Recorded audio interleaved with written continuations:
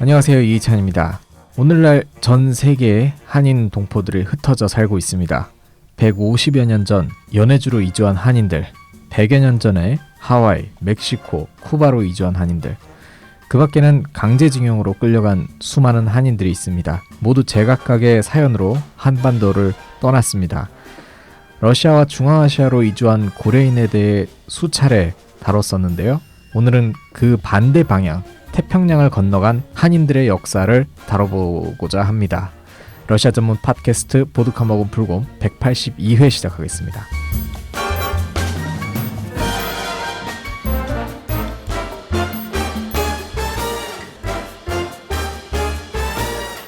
고정 패널 소개하겠습니다. 안녕하세요. 러시아 여행작가 서진영입니다. 반갑습니다.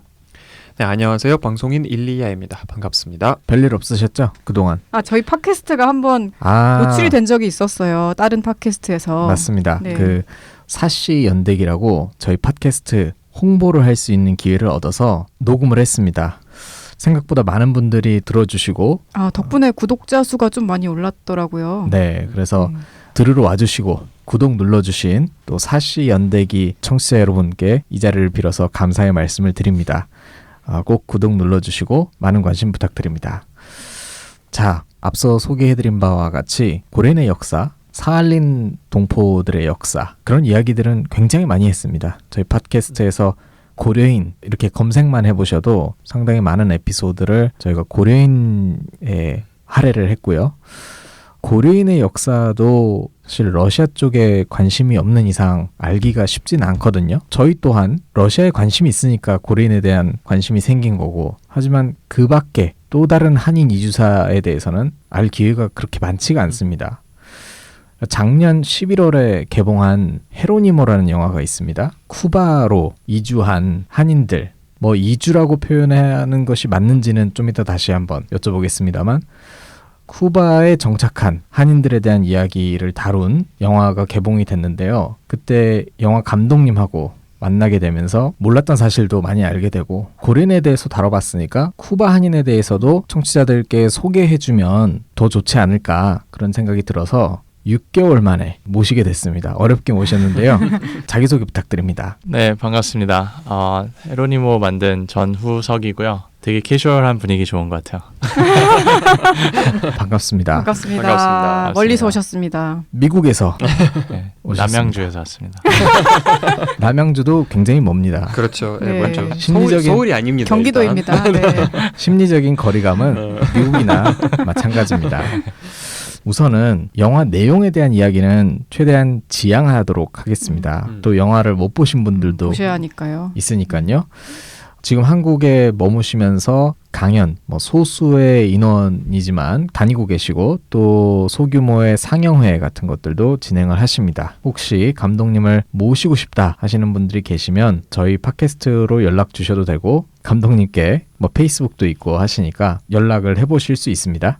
오늘은 영화 헤로니모의 간략한 줄거리 정도만 소개해 주시고, 감독님에 대한 이야기와 또 영화를 촬영하면서 일어났던 그 과정에 대한 이야기, 고민들, 이런 이야기들을 좀 해보려고 합니다. 우선 영화 헤로니모의 간략한 줄거리를 핵심 내용 소개해 주시자면 역사적 순서가 아닌 현재에서 과거로 돌아가는 순서를 해볼게요. 5년 전에 제가 뉴욕에서 일을 하다가 쿠바에 놀러 가자 그래서 갔죠. 공항에서 나와서 택시를 탔는데 택시기사가 아시안 여성인 거예요. 쿠바에서 처음 만난 사람이 아시안 여자인 거예요. 그래서 이상해서 혹시 중국 사람이냐 그러니까 나는 한인이다, 코리안이다. 그래서 한국 사람이 어떻게 왔냐 그러니까 자기 할아버지가 100년 전에 쿠바 애네킹 농장에 노예같이 팔려왔고 자신의 아버지는 쿠바 혁명에서 싸웠다. 말도 안 되잖아요. 할아버지가 노예처럼 팔려와서 또 독립유공자였어요. 한국에 그 어려운 시절에 돈을 보내서 조국 독립을 위해서 싸우고, 자기 아버지는 쿠바 혁명에 참가해서 피델 카스트로랑 체게바라랑 같이 일도 하고, 그리고 자신은 택시기사를 하고 있는 거예요. 너무 놀라서 그때부터 이제 이 가족 일대기에 푹 빠졌죠. 그 스토리입니다. 100년 전에 한인들이 어떻게 하다가 대한제국 시절 때 광고에 속아서 1000여 명의 조선인들이 태평양을 건너서 멕시코에서 일을 하고, 또 그 중에 일부가 쿠바로 가서 일을 하고, 어떻게 거기 한인들이 쿠바에서 살면서 쿠바인으로서 또 한인으로서 정체성을 유지하면서 살아갔는지에 대한 이야기입니다. 과거 이야기고 현재 이야기고 미래 이야기입니다. 네. 네. 이 정도만 해도 사실 영화가 굉장히 흥미를 끌거든요. 저는 기본적으로 이중, 삼중 정체성에 대해 관심이 있었어요. 다른 문화권에 자신이 노출되면서 그 문화의 일부가 되잖아요. 근데 그 문화의 일부가 되는 과정에 자신이 기존에 갖고 있던 정체성하고 새로운 문화의 정체성하고 충돌을 해서 그걸 둘 다 갖고 있으면서도 둘 다 갖고 있지 않고 제3의 정체성을 만드는 과정에 돼 있잖아요. 네. 저는 쿠바 한인들의 관심을 갖기 전부터 제가 미국에 가서 코리안 아메리칸이 되는 과정을 겪고 또 운이 좋아서 제가 여기저기 세계를 다닐 기회가 있었어요. 그래서 연변에서도 잠깐 반년 정도 살고 또 뭐 독일 여행, 뭐 중동, 아프리카, 남아메리카, 브라질 가면서 갈 때마다 이상하게 저는 늘 한인 커뮤니티를 만났어요. 그러면서 제 나이 또래 어린 한인 코리안 디아스포라 재외동포들이 자신의 이중 정체성, 현재 정체성과 자신 모국의 정체성 중간에서 늘 씨름하는 걸 오랫동안 봐왔었거든요. 그래서 이 이슈에 정말 관심이 있었는데 쿠바 한인은 제가 상상도 하지 못하는 역사적 경위로 거기에 도착한 거잖아요. 그럼 과연 이들은 어떻게 자신의 정체성을 100년이 넘게 갖고 있었을까? 그러면서 이제 운명적인 캐릭터를 알게 되죠. 헤로니모라고. 이문조 선생님이라는 사람의 스페니쉬 이름인데 저는 이 사람을 처음 알았을 때 뭐 물론 쿠바 혁명에 싸우고 체게바라랑 피델 카스트로랑 같이 일을 하기도 했지만 그것만으로도 간지가 많죠. 근데 무엇보다 저는 이 사람이 이중 정체성의 해답의 비밀을 알고 있다. 다시 말하면은 한국 밖에서 사는 사람들을 한인 디아스포라, 재외동포라고 부르잖아요. 헤로니모가 저는 코리안 디아스포라의 상징적인 그런 인물이라고 생각했어요. 그거는 제 인생을 걸 만큼 중요하고 굉장히 뜻깊은 일이라고 생각했어요. 감독님께서도 재미교포 2세로 저는 미국에서 태어났어요. 알고 있는데 네네. 비슷한 고민을 하셨기 때문에 이 영화를 찍게 되신 거라고 볼 수 있겠네요. 네, 그럼요. 본인께서는 그러면 그런 갈등, 내적 갈등을 잘하면서 미국에서 경험을 하셨나요? 미국은 이민자의 나라이지 않습니까? 이민자의 나라라고 생각을 했죠. 네. 말만 그런 건가요? 생각을. 근데 저는 요즘 일어나는 세계에서 일어나는 일, 특히 미국에서 일어나는 일들을 보면서 역사는 계속 투쟁이구나. 잠시라도 멈춰 있으면 이게 후퇴할 수 있구나 이런 생각을 많이 해요. 그러니까 예를 들어 미국에서 전 오바마 대통령이 그렸던 미국 사람들에 대한 자신만의 이미지가 있어요. 연설에 여러 번 언급을 했는데 미국은 한 혈통으로 이루어진 나라도 아니고 지리적으로 이게 오랫동안 몇천 년 동안 있어서 이루어진 나라도 아니고 미국 헌법에 나온 그런 이상, 삶에 대한 이상 혹은 가치관 이걸 믿는 사람들이 모여서 만든 국가다. 그래서 누구나 이 가치를 믿는 사람은 미국인이 될 수 있다. 얼마나 멋진 말이야. 말은 정말 멋지죠. 네. 멋있네요. 그래서 나는 그러면 되게 ต๊뜻하고 가치를 동경하는 미국인이 될 수 있겠다고 생각을 했는데 대통령이 바뀌자마자 새로운 대통령이 나오자마자 그게 허상이었구나. 이거는 우리가 싸워야 될 그런 투쟁해야 될 그런 가치이지 존재하는 게 아니구나. 그냥 저절로 주어진 게 아니구나. 이런 걸 많이 느끼고 있어요. 저는 미국에서 태어났지만 한국에서 자라다가 이제 고등학교 말에 미국에 갔기 때문에 뭐 심한 인종차별을 겪는다든지 그런 경험은 많지는 않았던 것 같아요. 뭐 무의식적으로 느낄 수 있지만 중요한 것은 저는 미국에서 태어나서 자란 재미교포 친구들 옆에서 관찰하는 관조자 역할을 많이 하면서 얘네들이 왜 이렇게 힘들어할까? 왜 이렇게 한국 사람인 걸 되게 부끄러워할까? 이런 걸 많이 주위에서 보면서 자랐어요. 왜 미국만 가면 영어권만 가면 어릴 때부터 거기에서 정착한 한인들이 한국말을 되게 많이 잊어버리시더라고요. 비영어권에 비해서 영어권이 그게 더 심하다고 느꼈거든요. 그거에 대한 저만의 이론이 있어요. 뭐냐면은 우리가 지금 일컫는 미국으로 간 한인 이민자들이 대부분 70년대, 80년대, 90년대 초에 이민 간 사람들이에요. 그때 대한민국이 어떤 나라였죠? 독재시대에 있었고 굉장히 가난했었고 아직 그리고 대부분의 한인 이주자, 이민자들은 좀 어렵게 생활을 했었어요. 차별받고 멸시당하고 그러면서 아이들은 최대한 미국화 되게 하려고 너네들은 한국말 배우지 말고 너는 미국 영어 써라. 너네는 미국의 주류인이 돼야 된다. 너네는 의사, 변호사가 돼야 된다. 그래서 그때 자라난 재미한인 교포 친구들은 대부분 한국말을 잘 못해요. 많은 경우. 그리고 한국을 부끄럽게 생각했었어요. 지금이야 BTS나 음. 제일 좋은 폰이 막 삼성이고 그러니까 이제 어린 친구들이 그런 꿀리는 게 없지만 당시만 해도 코리아 하면은 뭐 Chinese, 뭐 Japanese 이 사이에 어디 그런 식으로 인식이 됐었었고 그래서 저는 그 세대 지금 제 친구 세대 조금 나이 많은 세대를 The Lost Generation 잃어버린 세대라고 표현을 해요. 물론 제가 만든 그런 단어긴 한데 그래서 건강한 이중 정체성을 이들은 확립을 못했어요. 어설픈 한인 정체성과 그리고 미국인이 되고 싶어하는 미국 정체성을 형성을 했기 때문에 약간 그런 언밸런싱이 조금 있어요. 지금 자라나는 신세대는 그런 균형 잡힌 정체성을 형성할 수 있다고 보시는 건가요? 저는 그럴 수 있다고 봐요. 물론 건강한 이중 정체성이 형성하기 위한 필요한 요소들이 있다고 생각하는데 재밌는 것은 한국말 잘 안 하고 저 처음에 한국에서 왔었을 때 막 너는 코리안 아니냐고 이렇게 조금 놀리던 친구들이 아이들을 낳았어요. 결혼을 해서 애들이 자신한테 이제 한국인에 대해서 물어보는 거예요. 한국에 대해서. 근데 자신들이 대답해 줄 게 없어. 모르니까. 이미 잊었어. 그러니까 얘네들이 그러면 내 자녀들은 한글 학교에 보내야겠다. 이제 반대로 또 그렇게 반대로. 되는 거군요. 여기서 흥미로운 게 생기는데 그러니까 우리가 지금 2세만 보고 판단하면은 미국에 있는 한인 2세들은 한인 정체성이 굉장히 결여돼 있구나 이렇게 단정 지을 수 있는데 거기에서 나온 깨달음이 3세들한테는 오히려 반대로 적용이 돼서 너네는 한국을 더 알아야 된다. 한국에 보내고 그래서 3세들은 지금 It's cool to be Korean. 한국인인 게 되게 쿨한 거예요. 네. 멋진 거고. 멋진 거고. 고등학교 가는데 막 BTS 노래 미국 애들이 듣고 있고 코스메틱, 뭐 피부나 미용 그쵸. 이런 것도 춤 최고고. 그러니까 자신이 한국인이 되는 거에 이제 꿀리는 게 없던 거죠. 자랑스러운 거죠. 그래서 조국의 국격이 해외에 있는 한인들의 정체성을 형성하는 데 굉장히 중요한 역할을 한다고 생각해요. 그게 이제 우리나라의 상황이 또 많이 바뀌었기 때문에 가능한 부분이네요. 그럼요. 저도 이제 러시아에서 어릴 때부터 살았지만 나름대로의 고민이 있었어요. 누구를 한인으로 규정할 것인가. 그러니까 그 러시아에는 초등학교 때부터 고려인 친구가 반에 있었고 망나니 같은 그런 친구였는데 자꾸 한인이라고 하는 거예요. 까레이츠. 근데 그게 별로 기분이 좋지는 않은 거 있죠. 공부라도 잘했으면 그러면 망나니인데 카레이츠라고 괜히 해.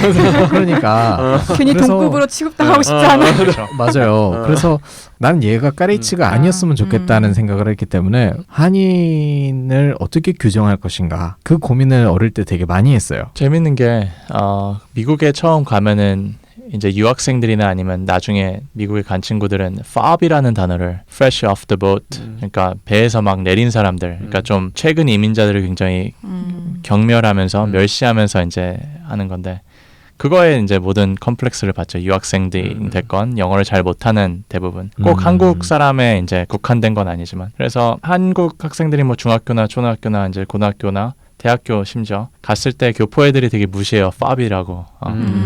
그러면 한인들 사이에서도 이런 갈등이 곧바로 가자마자 생기는 거예요. 거기서 이제 아이들이 오히려 더 교포 애들을 싫어한다든지 교포 애들은 되게 무시한다든지 그런 게 굉장히 형성이 되었었죠.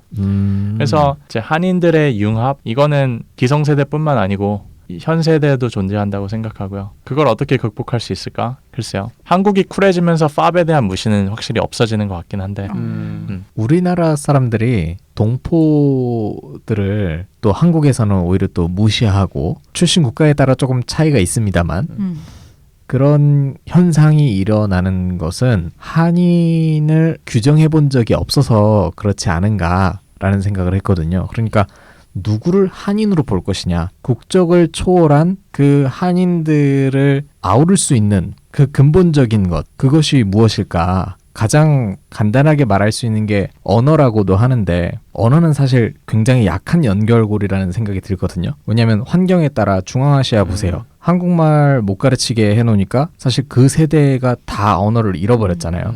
되게 재밌는 그리고 중요한 질문 같아요. 두 분은 어떻게 생각하세요? 작가님하고 엘리아는 한국인을 정의하는 요소가 뭐가 있다고 혹은 규정되어 있는 어떤 정의가 있다고 생각하세요?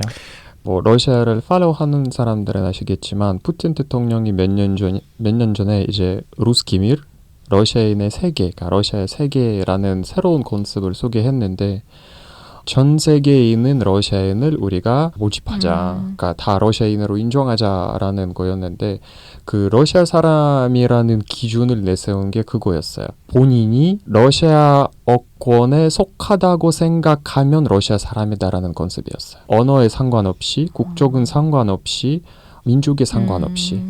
그거는 아시아인이든 뭐 미국인이든 상관없이 자기가 본인이 나는 러시아어권이다라고 생각하면 그 순간부터는 러시아 사람이 되는 거라는 게 푸틴 대통령의 주장이었어요. 한국에 대해서 생각해 보면 그것도 적당할지에 대해서는 내가 모르겠지만 일단 해결책 중에 하나이라고 볼 수 있는 것 같습니다. 푸틴이 이야기한 것은 결국 자기가 주관적으로 판단해서 내가 본인 생각이 본인 러시아인이냐 아니냐를 규정하는 것인데 저는 잘 모르겠네요. 사실 디아스포라 하면은 유대인이 많이 언급되지 않습니까?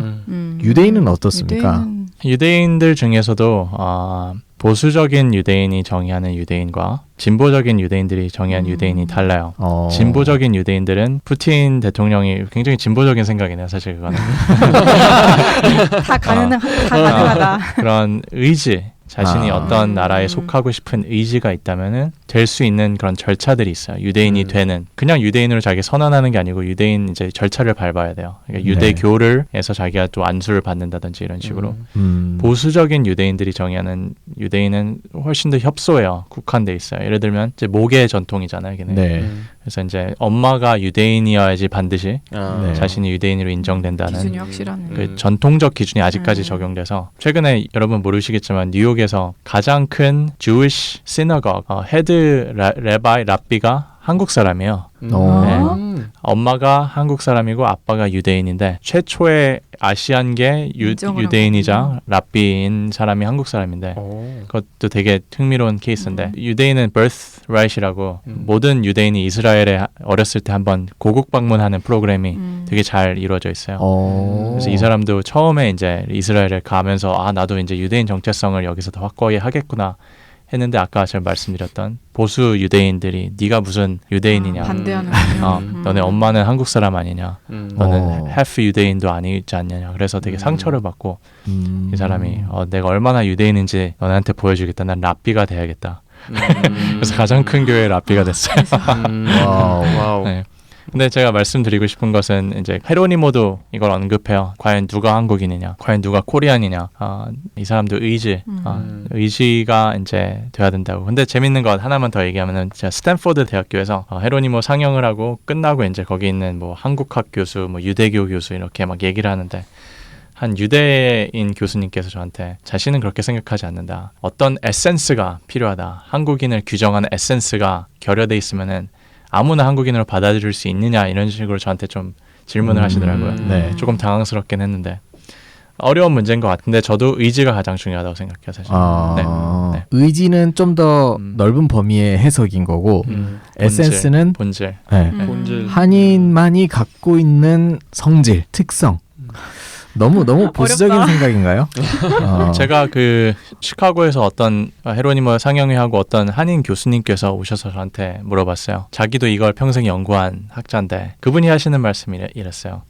linguist, 그러니까 언어학자들은 이 본질을 언어로 보고 맞아요. 사회학자들, 보는 사람마다 소시올러지 프로페서들은 사회학적 개념, 그러니까 얼마나 그 사회에 동화되어 있느냐 이거의 차이로 보고 뭐 인종학자들은 이거를 이제 혈통으로 보고 블러드로 보고 근데 반면 그분은 히스토리언이었어요. 그분이 제시한 거는 나는 히스토리로 본다. 근데 히스토리가 역사만 하는 게 아니고 그 나라의 과거 혹은 현재 혹은 미래 국가적 그 무브먼트의 일원이 될 수 있는 멤버가 될 수 있는 커미트를 한 사람이 나 한국인으로 본다 이렇게 말을 했거든요. 저는 근데 그 말이 되게 와닿았었어요. 네. 예를 들어 링구스트들이 놓치는 부분은 언어학자들이 놓치는 부분은 예를 들어 한국 입양아들 엄연한 한국 사람인데 평생 백인 가정에서 자라고 한국말을 못하잖아요. 이들이 한국에 왔었을 때 그러면 이들이 더 이상 한국 사람이 아니냐 이제 이런 식으로 하나씩 다 이렇게 링구스트들 뭐 이제 소셜리스트들 에스노그래픽 뭐 이런 사람들이 가진 한계에 대해서 이제 다 설명을 해주셨는데 그 역사학자가 말한 바에 의하면은 공통된 역사에서 출발한 사람들이잖아요. 대한제국 시절에 어떻게 하다 팔려와서 다른 나라에 정착해서 하지만 그들이 한국에 돌아오고 싶지 않았던 건 또 아니에요. 정치적, 경제적 상황으로 돌아오지 못했을 뿐이에요. 그러니까 여기서 우리가 다시 규정해야 될 것은 우리가 한국 역사를 다룰 때 한반도 안에서 일어난 사건들만 우리가 한국 역사로 쳐야 되는지 혹은 한국 사람들이 미국에 가서 러시아에 가서 중앙아시아에 가서 쿠바, 멕시코에 가서 일어났던 일들도 우리가 한국 역사의 일부로 우리가 봐야 되는지 이거는 제가 도전해보고 싶어요. 한국 학계도 그렇고 국민 인식에도 그렇고 제가 최근에 유대인의 역사라는 책을 자주 읽고 있어요. A Short History of the Jewish People. 근데 여기 보면은 유대인들이 2500년 동안 이스라엘 땅이 없어졌잖아요. 세계 전역으로 퍼졌었잖아요. 네. 세계 전역으로 퍼진 2500년 동안 히스토리가 각 지역마다 되게 동등하게 등장을 해요. 네. 그러니까 어떤 유대인이 더 유대인이다 이런 표현은 전혀 쓰지 않고 스페니시 쪽에 있었던 세파르딕 Jewish people은 이런 역사를 갖고 있고 독일 쪽으로 간 에시케네직 유대인들은 이런 거를 갖고 있고 동부 러시아 쪽으로 간 유대인들은 또 이런 역사를 갖고 있고 인도에 간 유대인들이 이런 거 있고 이티오피아, 아프리카 간 사람들이 이렇게 갖고 있고 그러니까 모든 역사를 다 그 자신들의 역사로 인정을 하고 있다는 거죠. 그런 맥락에서 봤을 때 저는 쿠바 한인들이 같은 뿌리에서 출발하잖아요. 그리고 그들이 나름대로 한인 정체성을 먼 쿠바에서도 유지하고 살고 있잖아요. 저는 그거가 그들이 한인이 될 수 있는 자격 조건이 아닐까 네. 그렇게 생각해요. 유대인들이 굉장한 특수 케이스네요. 나라가 없었으니까. 그렇죠. 지금 할 수가 문득 없지. 문득 드는 생각이 유대인들은 자기네 역사를 어떻게 배울까? 전 세계의 역사가 그들의 역사인가? 근데 사실 저는 되게 공감이 되는 게 우리가 같은 쿠바 한인의 역사, 중앙아시아로 이주한 고려인의 역사 다 우리의 역사라고 저는 생각을 하거든요. 그렇죠. 유대인 얘기가 나와서 그런데 언어적인 연결고리가 되게 약한 연결고리라고 아까 말씀을 드렸잖아요. 다른 디아스포라에 비해서 유대인들만이 갖고 있는 공통점, 기반이 되는 그 무엇이라고 할 수 있는 게 토라라고 하셨던 기억이 있거든요. 그러니까 토라가 그 본질이라고 생각하지는 않고요. 이제 유대인을 유대인 되게 결속시켰던 요소 두 개가 언어랑 종교, 유대교라고 생각을 해요.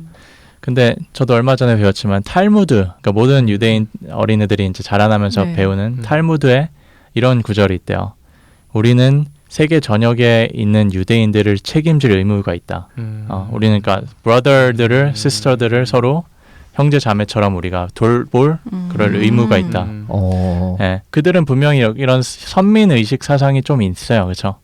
자신들이 좀 특별한 국민이고 이게 이제 좀 지나치면은 국수주의, 민족주의로 네. 잘못될 수도 있죠. 근데 우리나라도 선민 사상이 있어요. 그렇죠. 그렇죠. 네. 있어요. 우리나라도 그 우리나라의 역사만 놓고 봐도 되게 못 살던 나라에서 경제 발전을 이루고 뭐 이런 것들을 보면은 소위 말해 이제 국뽕이라고 하잖아요. 그렇죠. 네. 국뽕 잘못 맞으면은 그렇게 된단 말이에요. 그렇죠. 근데 그 문장이 되게 멋있는 것 같아요. 전 세계에 나가 있는 유대인들을 책임질 의무가 있다. 우리도 이런 멋있는 문장 갖다가 좀 인용하고 방향을 그렇게 잡으면 좋을 것 같아요. 전 세계에 나가 있는 한인들을 책임질 의무가 있다. 이제는 우리가 충분히 그럴 수 있는 국격도 되고 국력도 되지 않을까요? 한반도 밖에 한인이 몇 명이나 사시는지 혹시 아세요? 750만. 약 한 800만? 네. 두 분한테 여쭤봤는데 대신 대답하죠. 네. 여기는 전문가시라. 생각해보세요. 800만 명의 숫자가 얼마나 많냐면은 부산 전 인구, 대전, 대구 전 인구 다 합한 거가 730만 명이 안 돼요. 그리고 800만 명이면 대한민국 전체 인구의 16%예요. 800만 명의 한인들이 외국인으로 살고 있어요. 그렇죠? 소수민족으로 살고 있고 지금 현재 정권에서 푸시하는 게 평화 한반도잖아요. 2,500만 명의 북한 사람들을 우리가 전혀 몰라요. 그럼 2,500만 명 플러스 800만 명 하면 3,300만 명의 한인을 사실 우리가 전혀 모르고 있어요. 사실 잘 모르고 있어요. 만약 우리가 정말 평화 한반도를 지향을 하고 통일 한반도를 지향을 한다면 저는 정말 이들을 포용할 수 있는, 그러면서 동시에 재밌는 게 뭔지 알아요? 제가 헤로니모를 만들다가 2017년도에 제가 만들고 있던 그 시퀀스가 장면이 한국 사람들이 한인들이 그 선인장 농장에서 멕시코 농장주 혹은 쿠바 농장주들이 이제 이들을 막 학대하는 그런 장면을 좀 많이 공부하고 있었어요. 그러면서 되게 욕했죠. 쿠바 농장주들, 랜드로드 진짜 나쁜 사람들이다. 공짜 노동력을 이렇게 막 착취하네. 근데 그때 제주도 예멘 난민 사건이 터졌었어요. 그래서 한국에 500명의 예멘 난민들이 이제 제주도 막 했는데 우리나라에서 그들을 향했던 그 혐오 아니면 잘못된 루머들 네. 그러면서 제가 생각했던 게 우리가 쿠바 농장주들이구나 지금. 똑같네요. 네. 거길로 떠났던 한인들은 가엾어라, 되게 불쌍하다, 위대하다, 거기서 살아남았네 이렇게 박수 쳐주면서 새롭게 우리나라 사람이 되려고 들어온 사람들한테는 우리가 쿠바 농장주인들처럼 혐오하고 그러는구나, 그러면서 갈 길이 진짜 멀구나 생각했었어요. 새로운 한국으로 들어오는 새로운 헤로니모들을 우리가 받아들일 준비가 되어야 될 것 같아요. 네.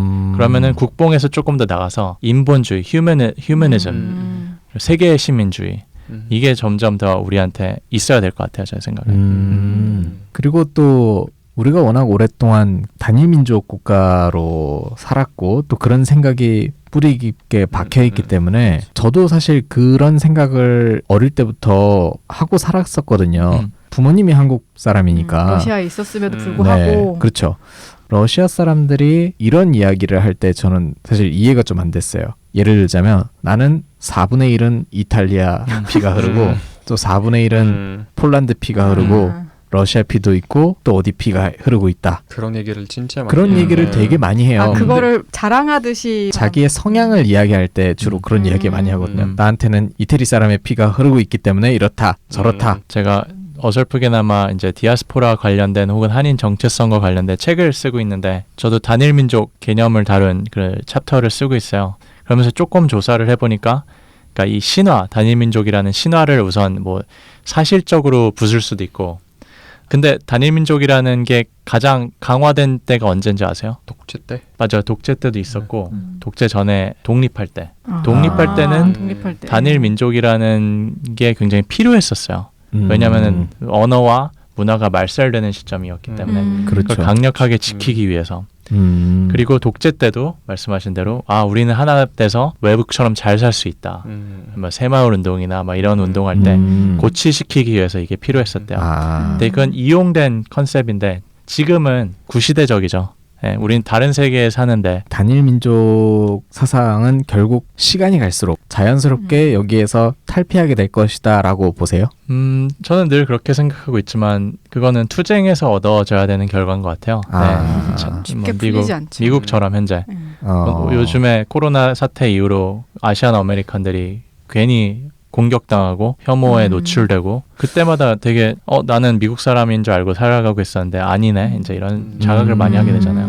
그런데 저는 참 미국의 상황을 보면서 미국이라는 나라가 우리가 봤을 때 자유민주주의의 좋은 예라고 항상 생각해 왔는데 거기서 그런 차별과 혐오 이런 것들이 너무나 쉽게 일어나는 것들을 보면서 야 저거 허상이었네 라는 생각이 들기도 하고. 당연히 미국은 허점이 많은 나라인 거는 분명하죠. 근데 저는 그럼에도 불구하고 미국이 괜찮다고 생각하는 이유는 이런 혐오 범죄가 있을 때마다 혐오하는 사람들보다 혐오에 반대하는 지성인들이 훨씬 더 많이 나타나요. 그래서 늘 굉장히 건설적인 토론의 현장이 마련이 돼요. 제가 우리나라가 이런 미국보다 훨씬 더 못하다고 생각했던 때는 예멘 난민 사건 다시 말하는데 혹은 현재 존재하는 조선족들을 폐마하는 그런 시각들을 봤을 때 이들을 대변할 수 있는 사람들이 나타나지 않아요. 왜 예멘 난민을 정우성 씨 한 명이 대변을 해야 돼요? 그리고 그러면서 왜 그 사람은 모든 마녀 사냥을 대신 당해야 돼요? 정치인들 다 어디 있어요? 사회운동가들, 교회들 다 어디 있어요? 네. 그래서 저는 적어도 미국에서는 혐오 범죄가 일어날 때마다 그걸 반대하는 사람들의 목소리가 더 크게 작용을 하는데 허점 투성임에도 불구하고 우리나라는 아직 그런 게 없어요. 그러니까 미국에서는 혐오를 반대하는 목소리도 그만큼 혹은 그보다 더 크게 나타나는데 양시민들. 그게 이제 우리나라에서 봤을 때는 혐오 사건들만 보도가 그쵸, 되니까 그것만 보이죠. 그쵸. 예. 단적으로만 그 상황을 볼 수밖에 없다는 말씀이시군요. 그럴 수 있죠. 네. 영화 이야기로 돌아가자면 영화는 어떻게 촬영하게 되신 거예요?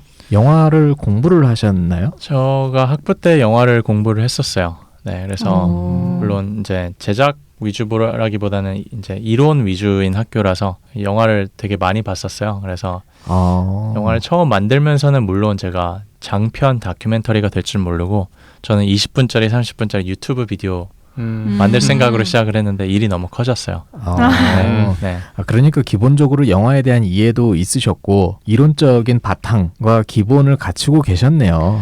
아니요, 뭐 그냥 영화를 조금은 볼 줄 아는 뭐 그런 건 있다고 생각을 했는데 제가 제작을 뭐 본격적으로 전문적으로 한 적은 없었기 때문에 주위의 도움 많이 받았죠. 저 혼자였으면 당연히 못했을 거고. 네. 가셨을 땐 혼자 그냥 카메라 들고 들어가신 거예요? 그러니까 처음에는 저 놀러 가서 그냥 고프로 카메라로 저 그냥 여행 촬영하려고 갔었는데 원래 여행으로 가셨었던 네. 거니까 처음에는. 근데 두 번째 갔을 때부터는 촬영하는 친구들 같이 갔었죠. 영화를 그럼 직접 나중에 편집도 하시고.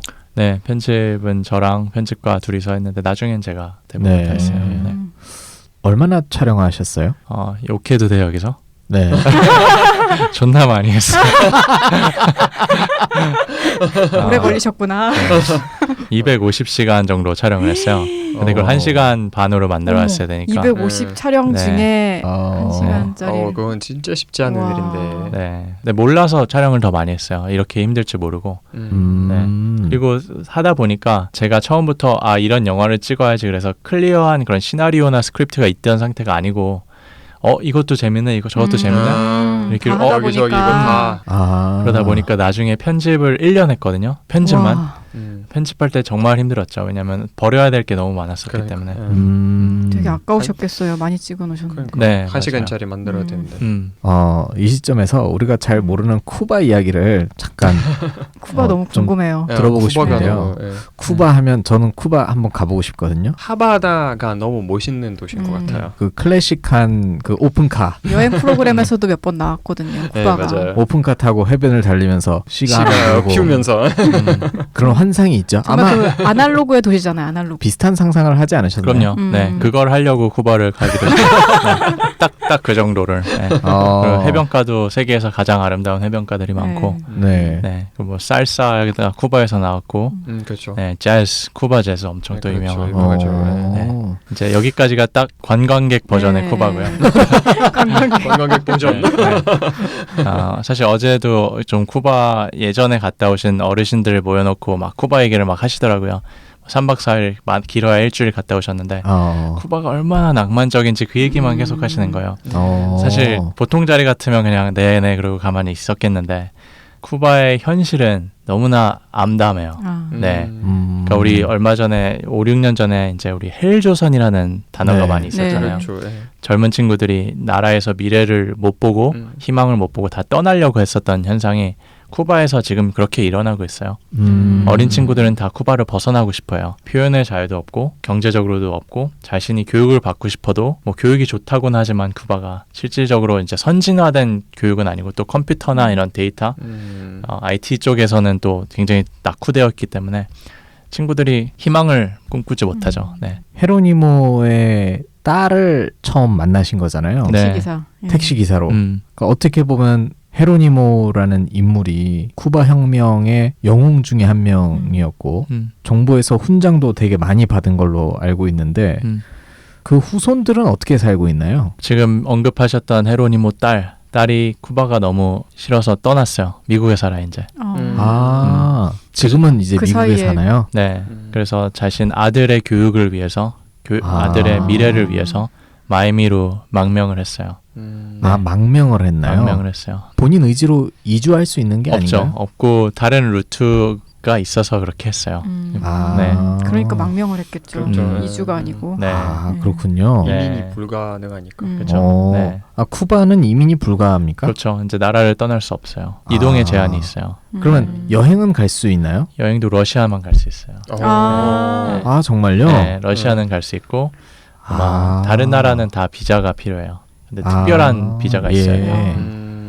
아, 그렇군요.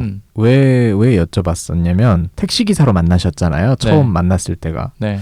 아니, 쿠바 혁명의 영웅이고 그런 대단한 인물의 딸이면 쿠바에서는 적어도 좀 호의호식하면서 잘 살아야 되는 거 아니야? 라는 생각이 한편으론 드는데 택시기사를 하고 있어? 거기에는 두 가지 답이 있어요. 하나는요.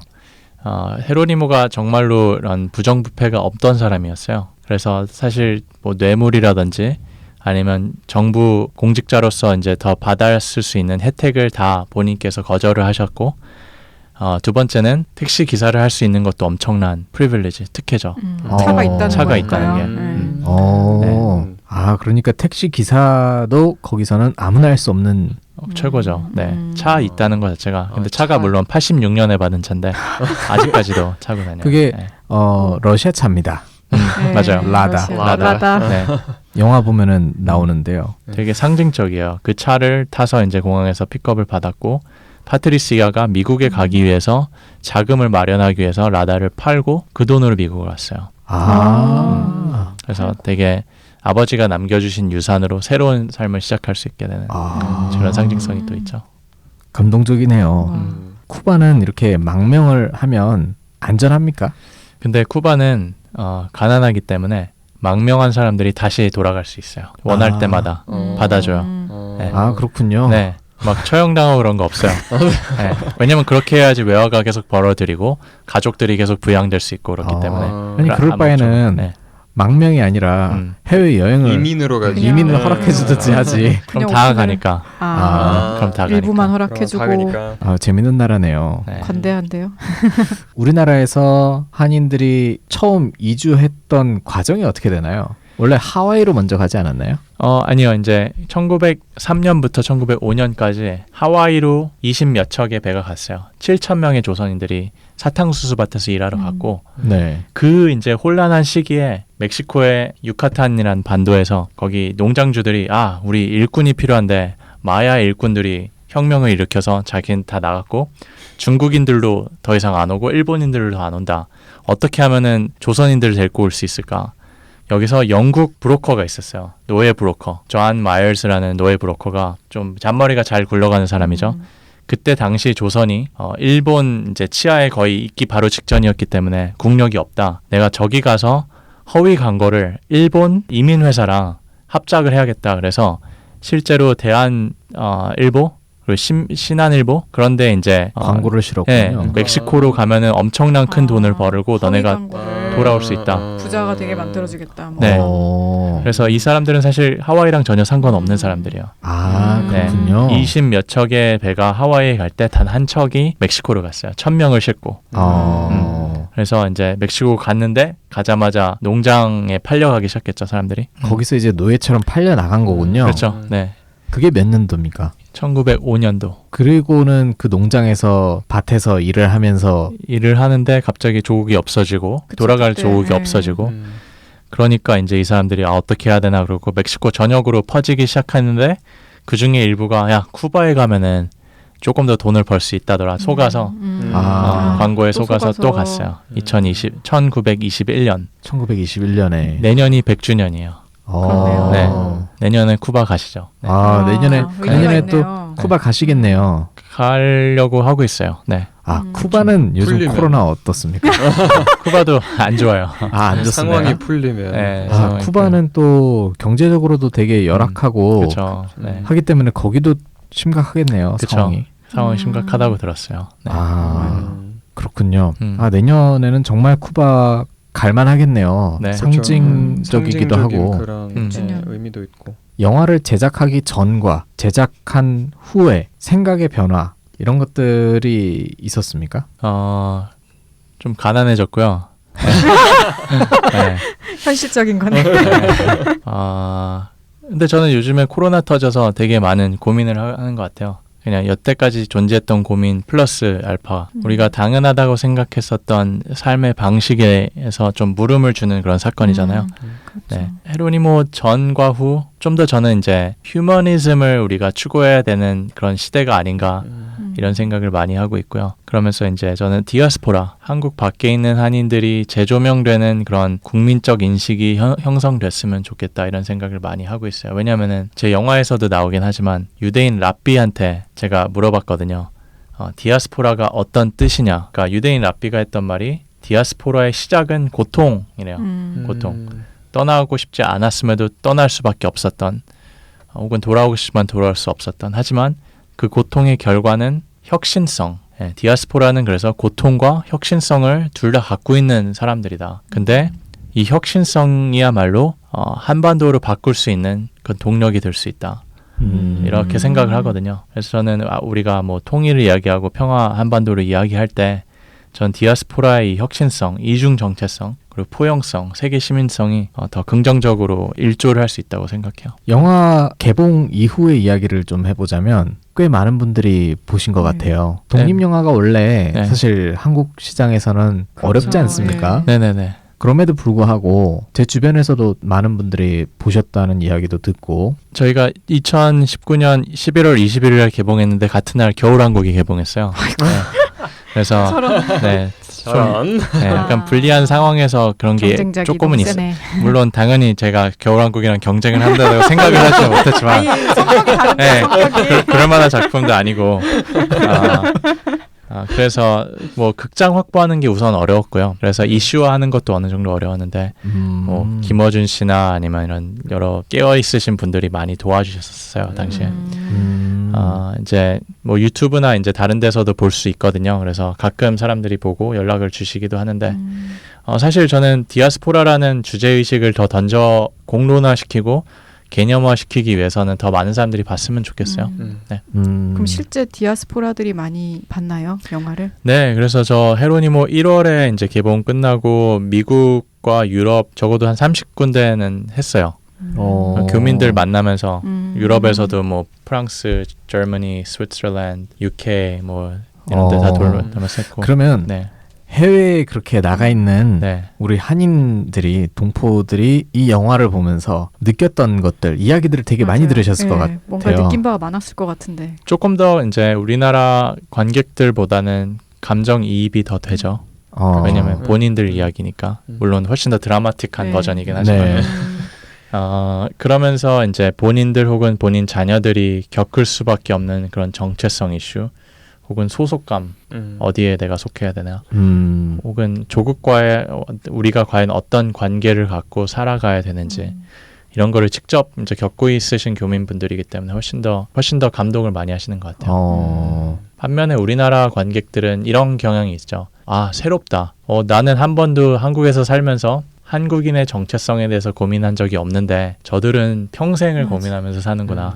근데 그건 정말 어려운 문제 중에 하나인 것 같아요. 그러니까 우리 부모님은 다 러시아 사람이고 저는 러시아에 태어났고 러시아에 자랐기 때문에 당연히 모 문화가 그러니까 원조 문화가 러시아지만 살면서 거의 뭐 사회적인 첫 경험이라고 얘기를 할 때는 거의 모든 경험들은 한국에서 겪어봤어요 제가. 사회생활을 한국에서 했으니까. 사회생활을 다 한국에서 했어요.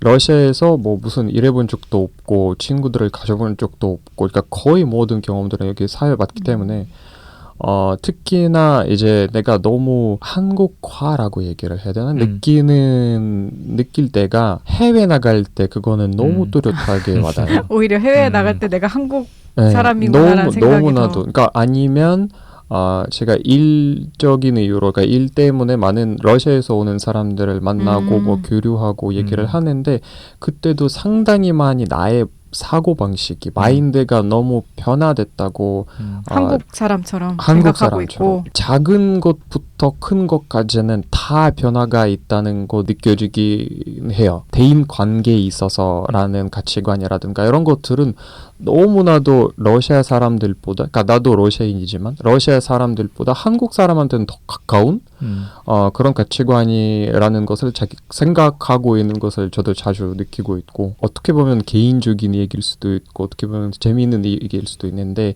이제 여권이 2017년 초에 나왔어요. 그래서 그때 처음으로 한국 여권 가지고 해외로 나갔을 때 그러니까 일본에 갔거든요. 근데 일본 들어갈 때 거기 그 입국 신고서가 있어요. 근데 입국 신고서에서 뭐 이름, 뭐 생년월일 막 이렇게 다 적어야 되는데 다 적고 나는데 갑자기 그 다음 란이 그러니까 nationality.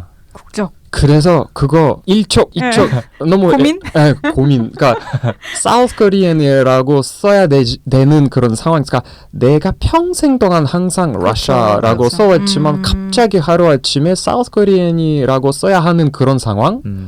그때는 정말 크게 벽처럼 와닿았어요. 그렇겠다. 너무나도 나의 인생의 상황이 바뀌었다는 거. 그래서 내가 지금 어느 정도의 이 초록색 여권에 대한 책임을 지고 있어야 하는 거. 그러니까 너무나도 그런 게 그 당시가 갑자기 와닿았어요.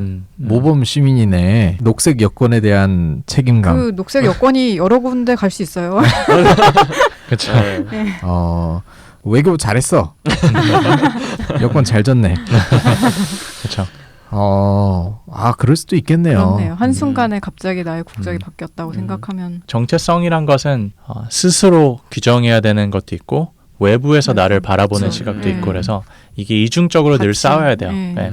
나는 편안해도 남들이 나를 편안하게 안 하면은 거기 영향을 받을 수 있고 남들은 그냥 있는 그대로 인정을 해주는데 나 스스로가 이게 뭐가 좀 헷갈리는데 이래서 이제 고민하는 친구들도 있고 우리나라 교육에서도 이 한인에 대한 정의 한 번쯤은 짚고 넘어가야 되지 않나 저는 그렇게 생각이 들어요. 정의한다는 것 자체가 한편으로는 그 부작용으로서 그 범주 안에 안 들어가는 사람들이 배척당할 수도 있는 부분이긴 하지만 그렇다고 해서 시도 자체를 안 한다는 것은 바보 같은 일인 것 같고 지금 대한민국에 살고 있는 사람들 중에 언제 어떤 이유로 해외에 나가서 살지 아무도 모르잖아요. 예측할 수가 없는데 그런 고민을 미리 한다면 좋지 않을까요? 세계 시민으로서도.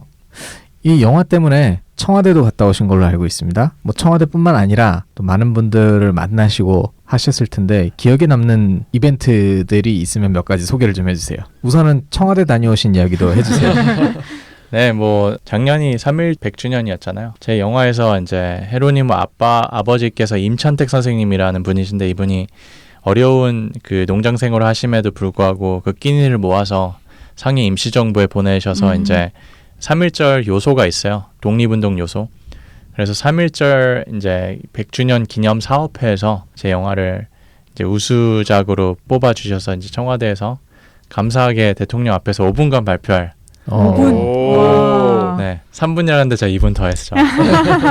그래서 헤로니모 영상 조금 한 거랑 제가 발표를 했죠. 문 대통령 앞에서. 근데 당시는 사실 엄청나게 약간 말도 안 되는 상황이에요. 왜냐하면 제가 쿠바 놀러 가면서 고프로 갖고 시작한 프로젝트가 헤로니모 선생님에 대한 이야기를 대통령 앞에서 할 수 있었다는 거는 진짜 저 개인적으로는 너무나 끝판왕이라 그럴까요? 끝장으로 본 거죠.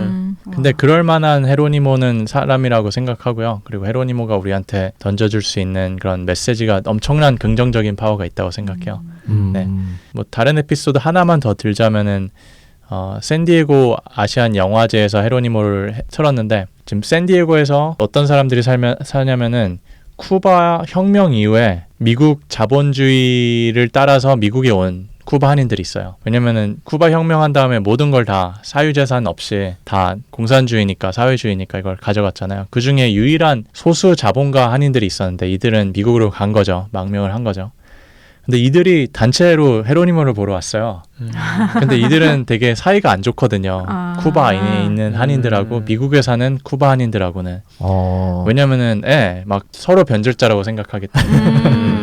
그래서 완전 긴장했죠, 저는. 근데 보러 왔어, 단체로.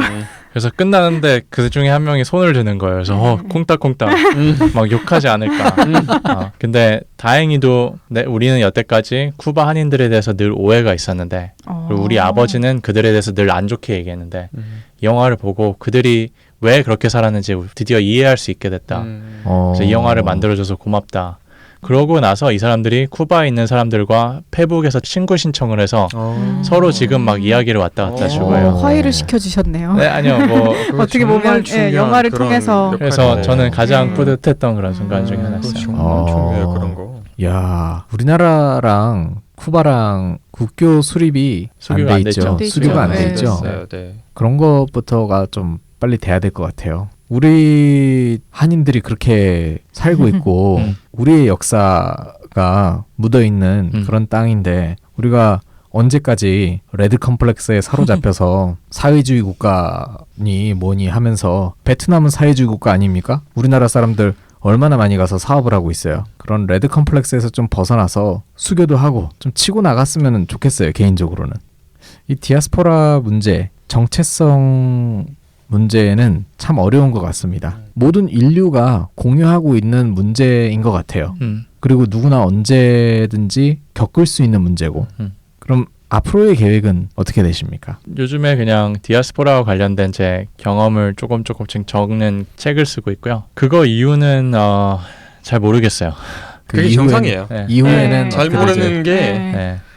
하긴 뭐 코로나 때문에 기생충에서 송강호 씨가 한 말 있잖아요. 나는 무계획이 계획이다. 네.